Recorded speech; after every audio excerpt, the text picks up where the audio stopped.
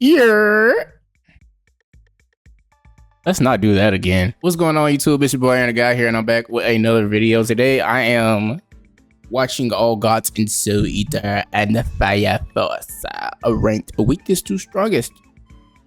Okay, by Rash, because I watch Rash, and as you can see on my screen, other things that I watch Sam, the Teen Samurai X, and also some other stuff. You know what I'm saying? I'm very interested in reincarnated as a slime, so I'll be watching videos on that too. But I've already read the manga full through. I'm all caught up. I'm just waiting on it to be animated. Really, can't wait for that. New episodes are out now.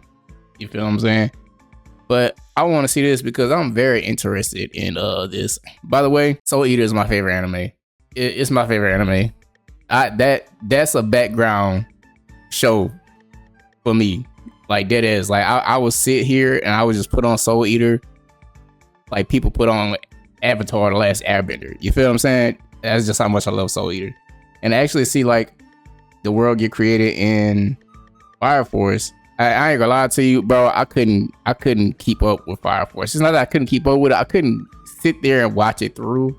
Because at the same time, it was like, I'm not really getting it, but I get it. You feel what I'm saying? So, but I watched the last few. I watched the season finale of Fire Force. It was lit, okay? It was the action sequence, the animations, it was fire, bro. Fire. But I wanna watch this. There are many gods that exist within both Soul Eater and Fire Force. And today we'll be taking a look at each and every single god and ranking them from weakest to strongest. Now the only rules for this video, because I'm pretty sure as viewers, you are all gonna have different ideas on what's considered a god in Soul Eater or Fire Force, but I'm gonna lay it out. If you're considered a god, obviously you're on the list. If you're considered a god-like being, you are also on the list as well. And if you are also see, he doing everybody with like an Adola burst, basically. Well. And unfortunately, I will not be including Poseidon on this list because he's from a CD drama. But speaking of people, CD drama, is he still not part of it? What are you talking about? Is he still not part of it? I don't know, but if he's ranking all the guys, that means so he's ranking people with an Adola burst from Fire Force, right? Everybody who has an Adola burst, basically, that's what it's called. Adola,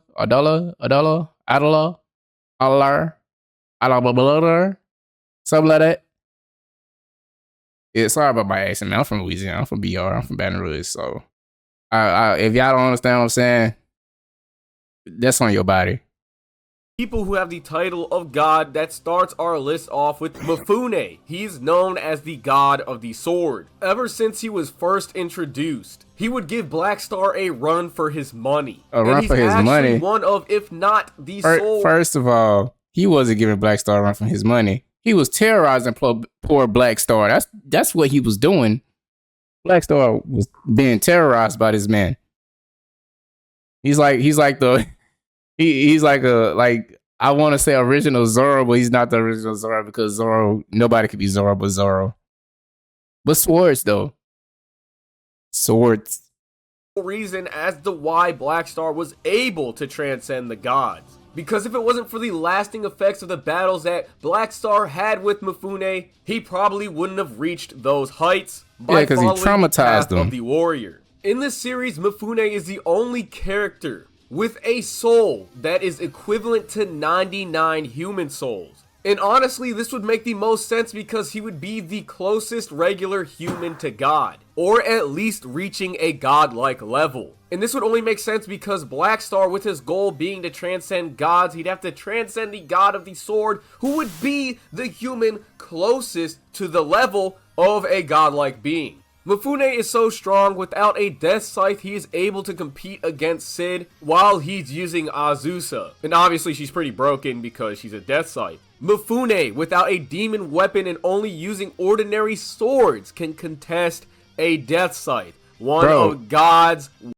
She is so freaking overpowered, bro. Like, I don't know if y'all are deep diving into like the lore. Bro, she is so overpowered, like dead ass, like the freaking omniscient type shit. She can lock on to anything. It's crazy. It's crazy. weapons. Let me stop. And next I'm on the weaving list out. would be the Let me current stop. god of the world and Soul Eater, Kid. Now the question is, why is the current god of Soul Eater so low? It's because his powers just don't match up to Shinigami's or Asura's. I see so many comments on my top 10 video when people are like, oh, technically Kid would be stronger than Shinigami because he's the next god after him, right? No, if you read the manga, that is not the case. Kid is so strong, his soul can encompass the entire moon, and his wavelength is so strong, it can reach the earth and cause waves on the ocean. Unfortunately, that is not enough for the other gods on this list. Kid even admitted that currently he and DWMA alone could not defeat the Kishin in the war on the moon, and they also acquired assistance from the witches. Death, the previous Shinigami before Kid, would not have had to rely on the power of the witches, because he is equal to Asura in power. The way I see it is Kid definitely does have the potential to be one of the stronger characters in the verse, but since he only recently became a god. If y'all don't know, these are the rings of Sanzu. I forget what they really stand for, but these are the rings of Sanzu. I know that for sure. It's like, because Kid is very OCD. So it's like when the rings on his head connect, that's when like he's powered up, basically, like almost full power. I guess you could say that. He can't take full advantage of his Shinigami powers and rival his brother. Also, I'm sorry if I sound weird. It's because I'm very sick and I just want to try and get a video out for you guys. Now, next on the list, we have Black Star. I know a lot of you guys think Black Star is the strongest character in Soul Eater, but that is actually not the case. On more than one occasion, it has been stated that that is simply not true.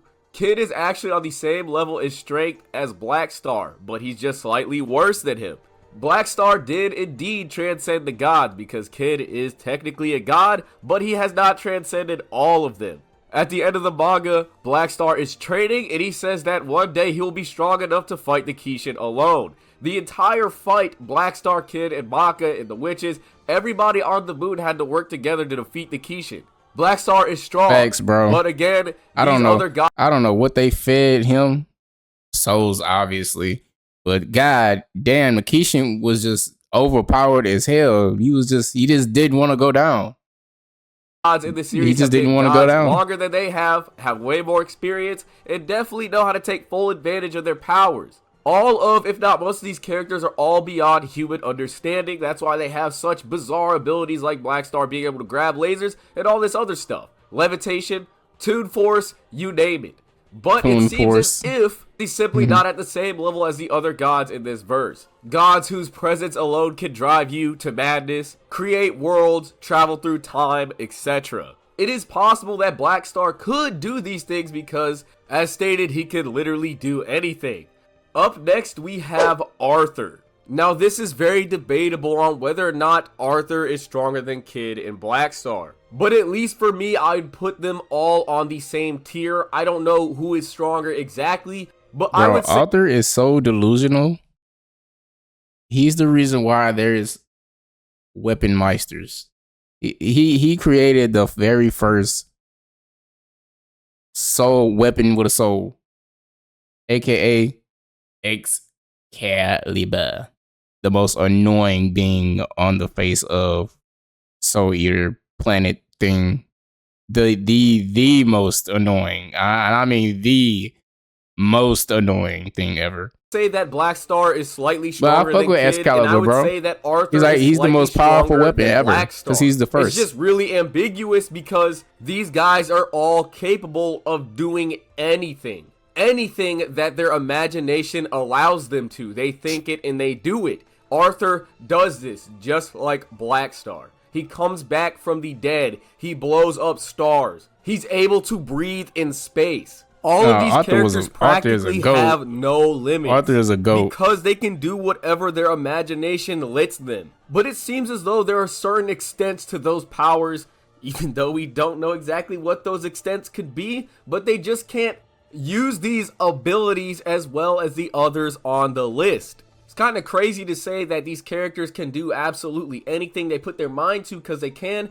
The best I could describe it is that they have light manipulation of the universe that they currently exist in. They can slightly alter the laws in physics, blow up stars, etc. But we haven't seen anything outside of that. And with that, I would say that these guys are known as the lesser gods of the Soul Eater / Fire Force verse. And up next, we have the king of the lesser gods, Benimaru himself. There we go. Benimaru's teachings are the sole reason as to why the other lesser gods are even capable of performing the feats that they perform throughout the series. What do I mean by that? That's just some deeper stuff in the manga that I'm gonna have to explain in another video, but yeah, be on the lookout for that. I just want you guys to know that I'm not capping when I'm saying that. But as the king of the lesser gods, Benimaru did practically teach everybody under him, and he can basically do anything that he wants as well. But it seems as though he never has the need to use this ability. But the instances when he does use this form of reality manipulation or changing or altering the laws of physics of the universe, he definitely has the best feats. During his fight with his master, he was altering the world with every single collision that they had with one another, causing the ocean to change, looking like it was from a Japanese painting. Benimaru is just that guy, bro. He's him, and he will always be him. Okay, bro, that dude is so freaking strong. It's crazy, bro. Dude could have blew the earth up if he wanted to. Everybody was lucky everybody was lucky he wasn't a villain. If he was a villain, there'd be no stopping him. Final attack is literally the reason why we have the Soul Eater moon in the first place. Yep. He literally changed the moon with one attack. But easily his most impressive feat is that he literally defeated the idea of the strongest. The concept of mankind. Because he was stronger. The strongest human being, he literally one-tapped it and destroyed it. This being the copy of Benimaru, which is literally the concept, the idea of being the strongest, without even trying, casually makes a Nichiren that could destroy the entire planet. And Benimaru one-taps this guy. He one-taps like it was nothing. The idea. He's tougher than the idea of what mankind can imagine. Bro, this is the hardest line ever. I guess people don't think I'm as tough as I thought they did. Dude, you're just on another level. Stop it.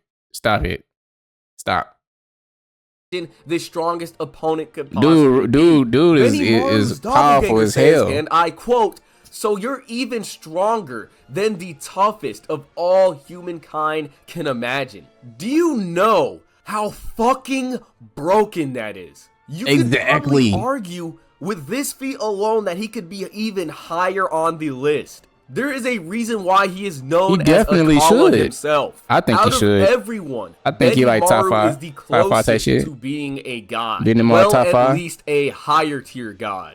But these guys coming up next are absolutely disgusting. They better be. Next on the list, we have Abon, one of the great old ones from Soul Eater. Abon is the strongest sorcerer in all of Soul Eater. He is the sole reason as to why demon weapons exist, because he created them with Shinigami. His very existence can drive you into...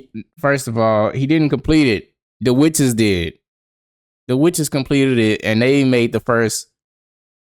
They made the first what he was trying to do. Okay, I want to say it, but I don't want to say it. It sounds stupid. But the witches completed what he started. Basically, he didn't finish it. The madness, as he is a great old one. But the type of madness he has would be the madness of knowledge. It overflows your mind altogether and makes it so that you can no longer think anymore. But not only this, Abon is omniscient and can read minds. You might be asking, where exactly does it say this in the manga? And to that I'd say you'd have to really be paying attention. When Kid first meets Abon, he reads his mind, and he says, "So you can see through everything." And Abon proceeds to tell Kid what he reads from his mind. There are multiple instances when these abilities are more or less implied. On more than one occasion, it is implied that Abon's knowledge is within the Book of Abon. And with the book being a treasure trove of knowledge that has no end, That would make Abon omniscient because this would be his knowledge. I'm not gonna lie, Abon is way stronger than I thought he was, because when you put this into perspective, Noah is just a regular sorcerer. I mean, if you really want to like say the strongest, I get that he is the strongest sorcerer there is, but like I'm counting feats. Like I'm counting the strongest feats. Okay, yeah, you made a book of all the knowledge possible, but like you basically kind of just like, no disrespect, Abon, but you basically kind of just created a library, my nigga. Like I wanna see feats, you know. I want to see damage. I want to see explosions. I want to see people getting killed, type stuff. You know what I'm saying? Like the back and forth fighting. That's when I think about strongest, I'm thinking about who's more powerful. I get that he's omnipotent, omniscient, have all the knowledge, but that's not definitely put him. I wouldn't put him below because he is like, I don't know. This is hard because I get what he's saying though. Rash, I get what you're saying. But from a manga reader and somebody that's watched the anime plenty of times. I know like the back of my hand. I don't even know the back of my hand like that. But I don't know. This is hard. I don't want to say he isn't the strongest because he is the strongest sorcerer. But like, is that really like? I'm gonna let you have it. I'm not gonna argue. I'm not gonna argue. He I'm gonna has let you have the it. Book of Abon in his hands. It makes you wonder just how strong would the Book of Abon be if it was in the hands of Abon himself, someone who can fully utilize it. And that's not including if Abon were to use both the Book of Abon and Brew on his side. Honestly, with those two tools, you could probably put him higher on this list because he's an absolute monster. Next on the list, we have Excalibur. I'll give him that because he did Excalibur create is so a lot of like broken. Yeah, he is broken. Excalibur is broken. Above Abon on this list because if the worst Meister in DWMA, literally verbatim the worst, could use him and become the top student, that should say a lot in itself. If you were to take Black Star and give him Excalibur, he would probably bop most of the people on this list. If you were to give Arthur current Excalibur, he would be an absolute monster and could definitely be much higher on the list due to that alone. Definitely. In the hands of Liz, another weapon, not even a Meister, he was able to slice through space. So with that, you could only imagine what he's truly capable of. He is the strongest weapon in the series, and even in the worst of hands, he can practically decimate anyone and Excalibur anything. was basically now, created above Excalibur, the same way Death Shinigami was. Death, like Lord Death, he was basically created the same way. Like Arthur created him. You know what I'm saying? Like he was basically created the same way as Lord Death. Just like, you know, I don't know. I put him and Lord Death as equals because like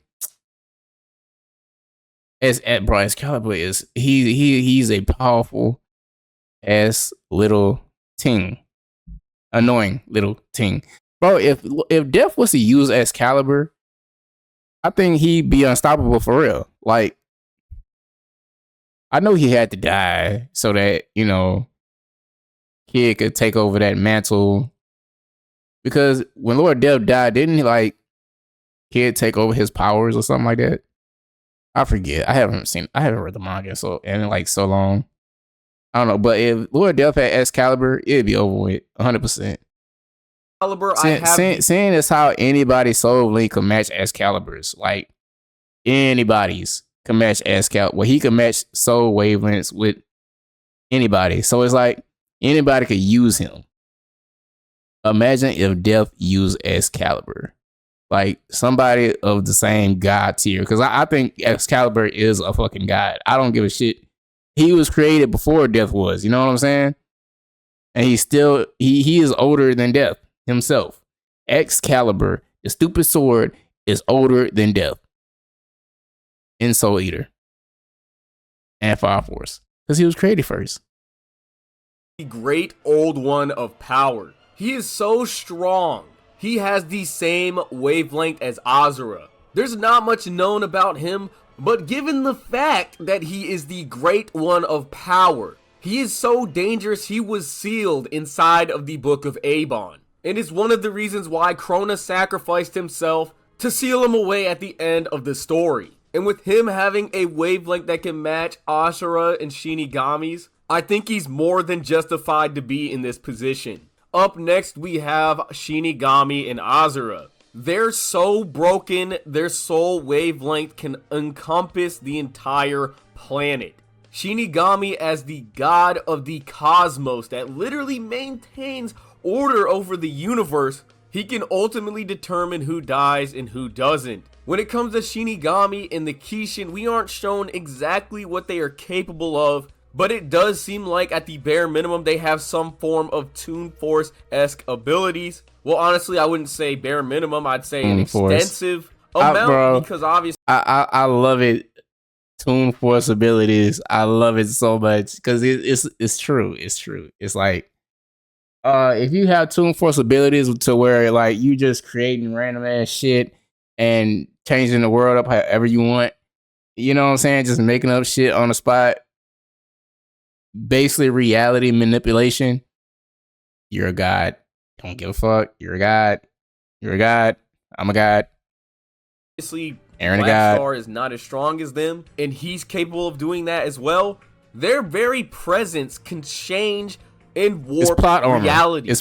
Toon Force is plot armor. Too much because he's maintaining it's goofy the ass order plot of the armor. reality and world that they currently live in. That's the way I see Toon Force. It's a goofy ass plot armor. The moment he is unsealed, his wavelength starts to make the world change.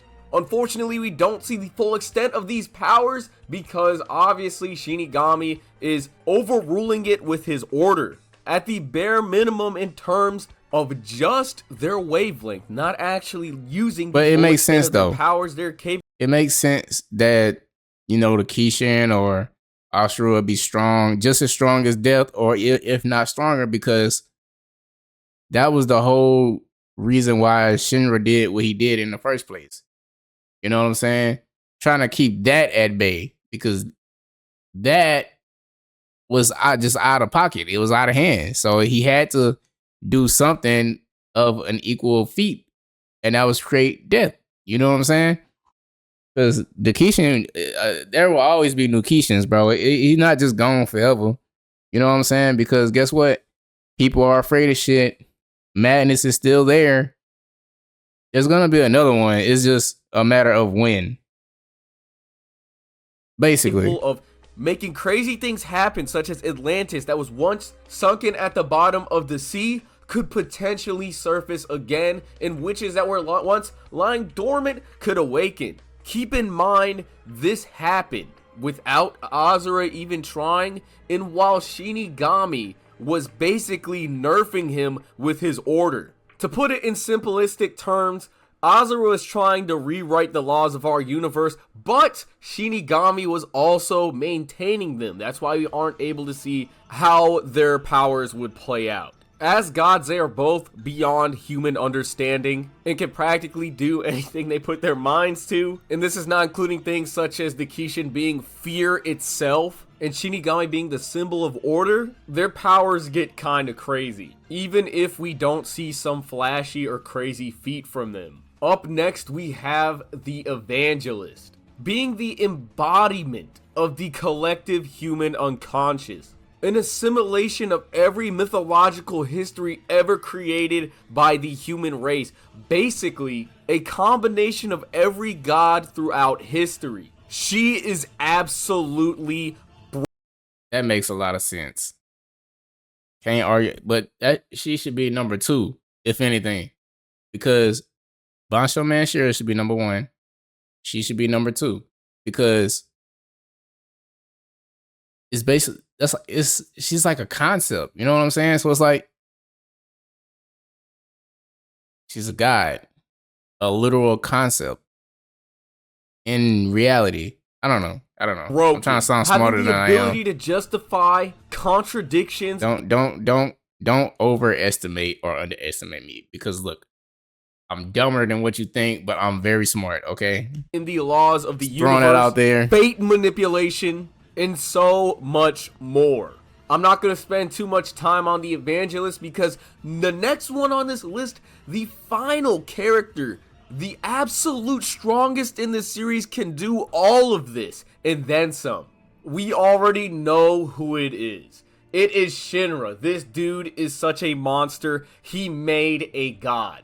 He made Shinigami, the dude who is literally before the evangelist on this list. He's so broken, he created the world of Soul Eater. He's so broken, he makes the evangelist look like nothing.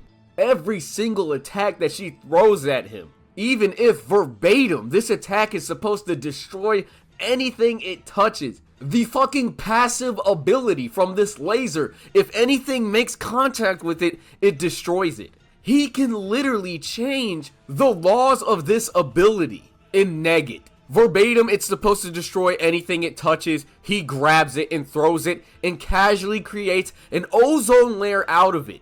Shinra Bansho, man, is so broken. He does not try at all when he fights. And he's definitely up there with some of the strongest anime characters. That is not an exaggeration. That is not a joke. Making a god, rewriting the laws of physics, the laws of the universe and how things operate in our universe, creating life, creating death, changing the value of life, traveling through time. There is absolutely nothing he cannot do. And with all that being said, I hope you guys enjoyed this video, and I will see you guys in the next Soul Eater video. I definitely enjoyed the video. I appreciate you for the video. If you guys enjoyed this as much as I did, and if you guys enjoyed me talking over it, being a yapper, please subscribe to the channel if you're new. It's been your boy, Erinthegod. Make sure to hit that like button, and I will see you in the next one. Peace.